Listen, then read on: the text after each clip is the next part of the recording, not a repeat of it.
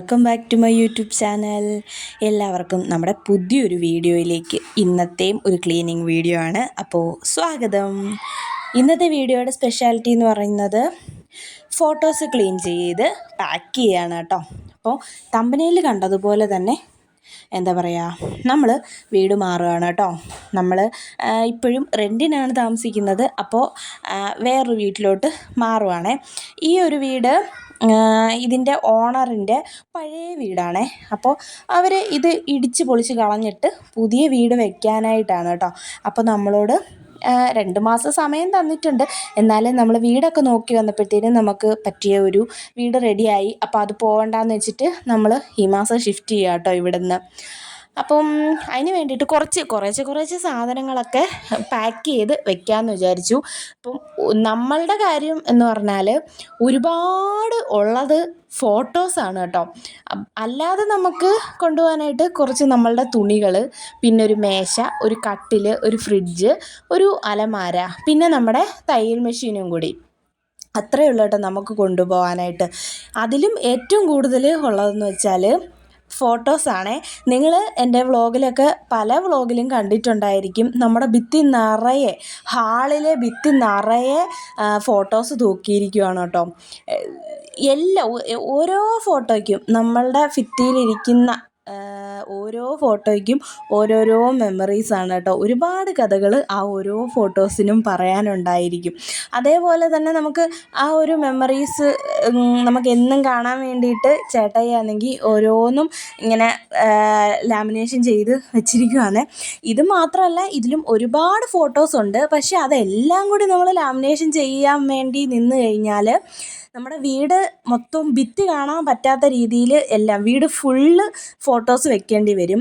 അതുകൊണ്ട് അതിൽ നിന്ന് ഒരുപാടുള്ളതിൽ നിന്ന് തിരഞ്ഞെടുത്ത കുറച്ച് ഫോട്ടോസാണ് കേട്ടോ. നമുക്ക് അത്രയ്ക്ക് പ്രിയപ്പെട്ട കുറച്ച് ഫോട്ടോസ് നമ്മൾ ലാമിനേഷൻ ചെയ്ത് എടുത്തു വെച്ചിട്ടുണ്ടായിരുന്നു. അപ്പോൾ എൻ്റെ വ്ളോഗുകളിലെല്ലാം നിങ്ങൾക്ക് കാണാനായിട്ട് പറ്റും ആ ഒരു ഫോട്ടോ ഭിത്തി നിറയെ ഇങ്ങനെ അടുക്കി വെച്ചേക്കുന്നത്. അപ്പോൾ അതാണ് ഏറ്റവും കൂടുതൽ ഉള്ളത് കൊണ്ടുപോകാനായിട്ട്. അതിന് പ്രത്യേക ഒരു വണ്ടി വിളിക്കേണ്ടി വരും എന്ന ഒരു അവസ്ഥയാണ് കേട്ടോ. പിന്നെ നമുക്ക് വേറൊരു ഉപകാരം ഉള്ളതെന്ന് വെച്ചാൽ, നമ്മളിപ്പോൾ താമസിക്കുന്നതിൻ്റെ തൊട്ടടുത്ത് തന്നെയാണ് നമുക്ക് വേറെ വീട് കിട്ടിയേക്കുന്നത്. അപ്പോൾ കുറച്ച് ദൂരം മാത്രമേ ഉള്ളൂ. അപ്പോൾ നമുക്ക് കുറേശ്ശെ ആയിട്ട് ബൈക്കിൽ ഇങ്ങനെ കുറേശ്ശെ ആയിട്ട് കൊണ്ടുപോകാമെന്ന് വിചാരിച്ചിട്ട് ഞാനും ചേട്ടായും കൂടെ കഴിഞ്ഞ ദിവസം പോയിട്ട് ഈ പേസ്റ്റ് ബോർഡ്, നമ്മുടെ കാർഡ് ബോർഡ് ഉണ്ടല്ലോ, അതൊരു 5 എണ്ണം വാങ്ങിച്ചു കേട്ടോ. അപ്പോൾ അതിൽ വെക്കാൻ പറ്റുന്ന സാധനങ്ങൾ, ഈ ഫോട്ടോസ് എല്ലാം അതിൽ കൊണ്ടുപോയിട്ട് വെക്കാമെന്ന് വിചാരിച്ചു.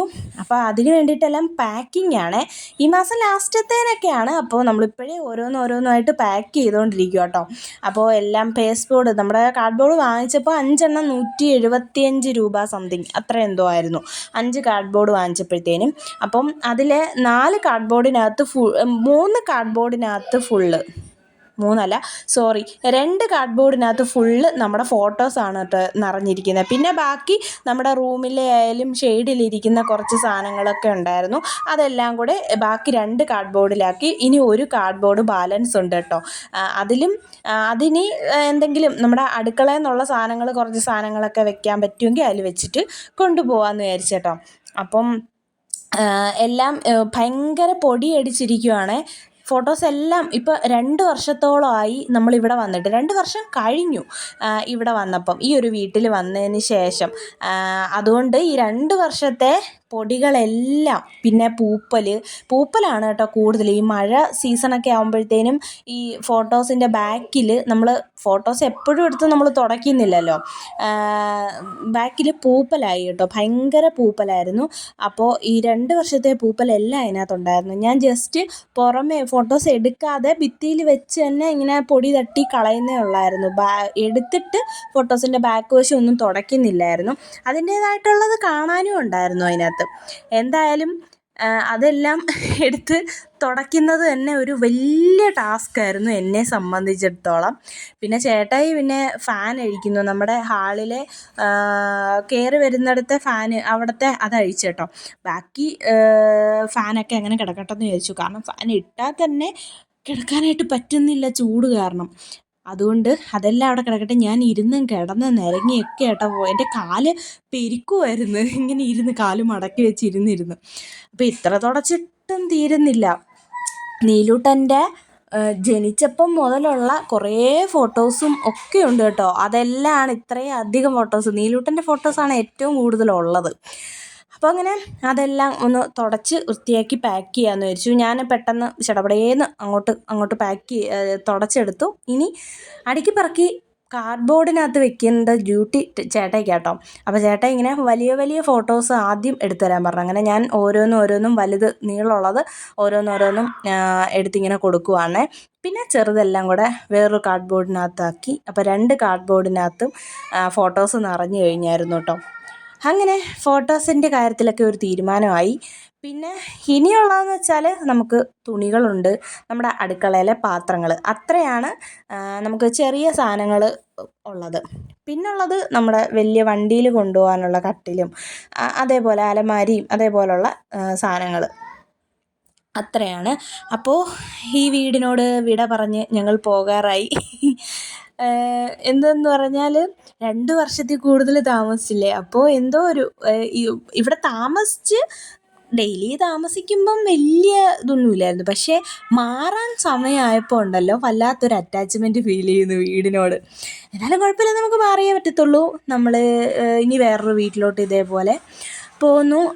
അങ്ങനെ പിന്നെ എന്താ പറയുക, നമ്മൾ ഈ വീടിനോട് വിട പറഞ്ഞ് പോവുകയാണ് സുഹൃത്തുക്കളെ. വിട പറയുകയാണോ. അതാ ഈ വിളക്ക് എൻ്റെ വിളക്കാട്ടോ. അത് ചേട്ടായി കുറേ പറഞ്ഞായിരുന്നു അത് കൊടുത്തിട്ട് വേറെ എന്തെങ്കിലും വാങ്ങിക്കാം, കൊടുത്തിട്ട് വേറെ വിളക്ക് മാറ്റി വാങ്ങിക്കുകയൊക്കെ ചെയ്യുന്നത്. ഞാൻ പറഞ്ഞു അത് വേണ്ട, ഈ വിളക്ക് ഇവിടെ ഇരിക്കട്ടെ എന്നൊക്കെ പറഞ്ഞു. എനിക്ക് എന്തോ ആ വിളക്കിനോട് ഭയങ്കര ഇഷ്ടമാണ് കേട്ടോ. പിന്നെ വേറൊന്നുമല്ല, എനിക്ക് കല്യാണത്തിന് വീട്ടിൽ നിന്ന് അമ്മ തന്നതാണ് കേട്ടോ. അപ്പോൾ അത് വിൽക്കാനായിട്ട് എനിക്ക് തോന്നുന്നില്ല. ചിലപ്പോൾ ഭാവിയിൽ ഞാൻ വിൽക്കുമായിരിക്കും. പക്ഷെ ഇപ്പം എനിക്ക് വിൽക്കാനായിട്ടുള്ളൊരു മനസ്സില്ല. പിന്നെ നമ്മുടെ ദൈവത്തിൻ്റെ പടങ്ങളൊക്കെ തുടച്ച് അതും എടുത്ത് പാക്ക് ചെയ്തു. പിന്നെ ഇത് ചേട്ടായിയുടെ സ്റ്റുഡിയോയിൽ സെറ്റ് ചെയ്തേക്കുന്ന ഫോട്ടോസാണ് കേട്ടോ. അതും കൂടി ഞാനങ്ങ് എടുത്തു. അപ്പോൾ അതിനി പിന്നെ ലാസ്റ്റ് എടുക്കാനായിട്ട് നിൽക്കണ്ട. അപ്പോൾ നമുക്കിനി ബാക്കി കാര്യങ്ങൾ, ഫോട്ടോസിൻ്റെ കാര്യങ്ങളെല്ലാം പാക്ക് ചെയ്ത് റെഡിയാക്കി വെച്ച് കഴിഞ്ഞാൽ എടുത്തുകൊണ്ടങ്ങ് പോയാൽ മതി. പിന്നെ കുറേ ആക്രി സാധനങ്ങളുണ്ടായിരുന്നു കേട്ടോ. ആക്രിക്ക് കൊടുക്കാനുള്ള കുറേ നീലൂട്ടൻ്റെ പൊട്ടിയ കളിപ്പാട്ടങ്ങൾ, പിന്നെ അല്ലാതെ കുറേ അല്ലറ ചില്ലറ സാധനങ്ങളൊക്കെ ഉണ്ടായിരുന്നു. അതെല്ലാം കൊണ്ടുവന്ന് ആക്രിക്കും കൊടുത്തിട്ടുണ്ട് കേട്ടോ. അതൊന്നും ഞാൻ വീഡിയോ എടുത്തില്ല. പിന്നെ നമ്മുടെ 2 പെട്ടിയും ഇവിടെ പാക്ക് ചെയ്തു. ഈ പാക്കിംഗ് എന്ന് പറയുന്നത് ഭയങ്കര തൊല്ലയാണ് കേട്ടോ. എന്തു പറയണം എൻ്റെ പൊന്നേ, ഈ റെൻറ്റിന് താമസിക്കുന്നവർക്ക് പറഞ്ഞാൽ മനസ്സിലാവും കേട്ടോ. പാക്കിംഗ് എന്ന് പറയുന്നത് എന്തുമാത്രം മെനക്കെട്ട പരിപാടിയാണെന്ന്. അയ്യോ, ഇവിടെ നിന്നെല്ലാം കൂടെ പാക്ക് ചെയ്ത് പറക്കി കെട്ടി അവിടെ കൊണ്ടുവന്നിട്ട് അവിടെ ചെന്ന് വീട്ടിൽ ചെന്നിട്ട് പിന്നെ അറേഞ്ച് ചെയ്ത് വെക്കുന്നത്, അത് അതിനെക്കാട്ടി തൊല്ല എൻ്റെ പൊന്നേ, അൺസൈക്കബിൾ. പിന്നെ ഇത് നമ്മുടെ പാട്ടുപെട്ടിയാണ് കേട്ടോ. നീലൂട്ടൻ കിടന്ന് ഭയങ്കര ബഹളമായിരുന്നേ. അവന് 2 ഡോസ് കൊടുത്തിട്ടുണ്ട്. പിന്നെ എന്താണ് നമ്മുടെ ഈ ഒരു സാധനത്തിൻ്റെ പേര്, നമ്മുടെ സ്പീക്കറോ അല്ലല്ലോ, വേറെന്തോ ഒരു പേര് പറയുമല്ലോ ഇതിന്. അത് പാക്ക് ചെയ്യുക കേട്ടോ. അത് വീടിൻ്റെ നമ്മുടെ കയറി വരുന്ന ഹാളിൻ്റെ മുകളിലായിട്ട് കുറച്ച് ചെറിയൊരു സ്പേസ് ഉണ്ടായിരുന്നു. അപ്പോൾ അവിടെയായിട്ടായിരുന്നു വെച്ചിരുന്നത്. അവിടെ ഇരുന്ന് പൊടിയടിച്ച് ഒക്കെ ഇരിക്കുമായിരുന്നു. പിന്നെ അതും കൂടി ഒന്ന് തുടച്ച് എടുത്തു വെച്ചു. ഇതിൽ ഇടയ്ക്കിടയ്ക്ക് പാട്ടിടും കേട്ടോ ചേട്ടാ. ഇങ്ങനെ ഇടയ്ക്ക് ചില ദിവസങ്ങളിൽ രാവിലെ പാട്ടിടും ഇതിൽ. ചില ദിവസങ്ങളിൽ നീലൂട്ടൻ പറയും, അച്ഛാ അതിൽ പാട്ടിട്ടതാന്ന് പറഞ്ഞിട്ട് അവൻ തന്നെ പറയും അതിൽ പാട്ടിട്ട് കൊടുക്കാൻ. അപ്പം ഇതും നമുക്ക് അനിവാര്യമായിട്ടുള്ളൊരു സാധനമാണ്. നമ്മളുടെ എന്താ പറയുക, ടെൻഷൻ അടിച്ച് അല്ലെങ്കിൽ വിഷമിച്ച് ഇരിക്കേണ്ട സമയങ്ങളല്ലല്ലോ നമുക്ക് ഉള്ളത്. ആകെ കുറച്ച് സമയമുള്ളൂ. അപ്പം നമുക്ക് ഇഷ്ടമുള്ള കാര്യങ്ങൾ ചെയ്ത് എൻജോയ് ചെയ്ത് ഇങ്ങനെ പോവാം എന്ന് വിചാരിച്ചിട്ട് ഇതൊക്കെ നമ്മൾ ട്രൈ ചെയ്യാറുണ്ട്. പിന്നെ ഞാൻ പറഞ്ഞില്ലേ ഫാനൊക്കെ അഴിച്ചെന്ന്. അപ്പോൾ അതിൻ്റെ ലീഫും കാര്യങ്ങളും ഒക്കെ ഞാനൊന്ന് തുടച്ച് വയ്ക്കും. അതിലും നല്ല പൊടി ഉണ്ടായിരുന്നു. എനിക്കങ്ങനെ ഫാന് തുടയ്ക്കാനായിട്ടുള്ള ടൈം കിട്ടാറില്ല കേട്ടോ. കാരണം എനിക്ക് ടൈം കിട്ടുമ്പോൾ ചേട്ടായി ഇവിടെ കാണത്തില്ല. ഒറ്റയ്ക്ക് നിൽക്കുമ്പോൾ എനിക്ക് ഈ മേശയുടെ മുകളിലൊന്നും വലിഞ്ഞു കയറാനായിട്ട് അത്ര ധൈര്യമില്ല കേട്ടോ. ചേട്ടായി ഉണ്ടെങ്കിൽ കുഴപ്പമില്ല, കയറി എന്ത് വേണേലും ചെയ്യാം. പക്ഷേ ഒറ്റയ്ക്ക് നിൽക്കുമ്പോൾ എനിക്ക് ഇങ്ങനത്തെ റിസ്ക് പിടിച്ച കാര്യങ്ങളൊന്നും ചെയ്യാനായിട്ട് അത്ര എനിക്ക് പറ്റൂല. അപ്പോൾ ഓൾമോസ്റ്റ് നമ്മുടെ ഫോട്ടോസും കാര്യങ്ങളൊക്കെ റെഡിയായി. ഇനി തുണികൾ, പാത്രങ്ങൾ അത് ലാസ്റ്റ് ആകുമ്പോഴത്തേനും നമുക്ക് റെഡിയാക്കാമെന്ന് വിചാരിച്ചു. അപ്പോൾ ഭിത്തിയിലെയും ഒക്കെ ഫോട്ടോസും കാര്യങ്ങളും ഒക്കെ പോയപ്പോഴത്തേനും വല്ലാണ്ട് കിടക്കുന്നു കേട്ടോ. ഹാളൊക്കെ കണ്ടിട്ട് ഒരുമാതിരി തോന്നുന്നു. എന്നാലും കുഴപ്പമില്ല.